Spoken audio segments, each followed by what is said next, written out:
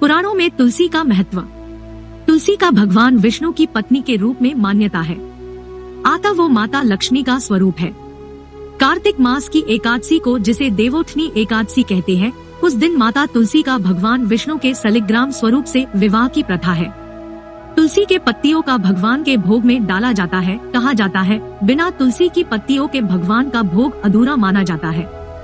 माँ तुलसी को घर के आंगन में स्थापित किया जाता है, जिससे सुख और शांति आती है तथा घर के वातावरण में स्वच्छता और शीतलता बनी रहती है। तुलसी की पौराणिक कथा।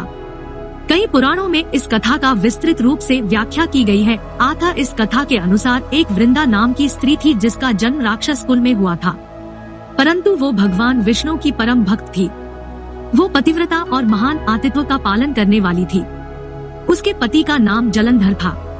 जलंधर बहुत शक्तिशाली असुर था। उसने भगवान ब्रह्मा से वरदान प्राप्त था कि उसका वध केवल शिवजी के द्वारा ही होगा, इसलिए उसने संपूर्ण लोगों को भयभीत कर रखा था।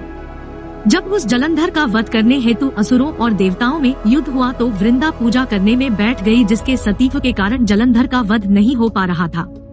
तब देवता भगवान विष्णु की शरण में गए और जलंधर के वध हेतु वृंदा की पूजा को स्थगित करने का उपाय करने को कहने लगे, परंतु विष्णु जी ने कहा कि वृंदा मेरी परम भक्त है, अतः मैं उसके पूजा कार्य में विघ्न कैसे कर सकता हूँ। परंतु जब देवताओं ने जलंधर के अत्याचार से पृथ्वी की रक्षा हेतु जलंधर का वध जरूरी बताया तो विष्णु जी मान गए और जलंधर के रूप में वृंदा के मंदिर के बाहर गए। वृंदा को लगा कि उसका पति विजयी होकर आ गया और वो पूजा छोड़कर बाहर गई। उधर युद्ध में जलंधर का वध उसका गला काटकर किया गया। उसका मस्तक उसी समय वृंदा के पास गिरा। वृंदा को समझ आ गया कि छल हुआ है, अतः उसने भगवान विष्णु को श्राप दिया कि वो पत्थर के बन जाए। वृंदा के श्राप से विष्णु जी पत्थर के हो गए। तभी वहाँ शिवजी सहित अन्य देवता आ गए और वृंदा को बताया कि वो भगवान विष्णु है और सारा वृतांत सुनाया और बताया कि जलंधर अत्याचारी था, अतः उसका वध जरूरी था।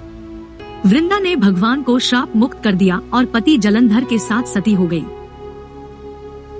उसकी राख से एक पौधा तुलसी रूप में उगा, जिसे भगवान विष्णु ने ग्रहण कर लिया। साथ ही बोले कि इसके पत्ते उक्त भोग को ही स्वीकार करेंगे। तब से तुलसी का शालिग्राम से विवाह की प्रथा शुरू हुई। उम्मीद है आपको यह जानकारी पसंद आई होगी, तो अपने सुझाव दे और शेयर करें।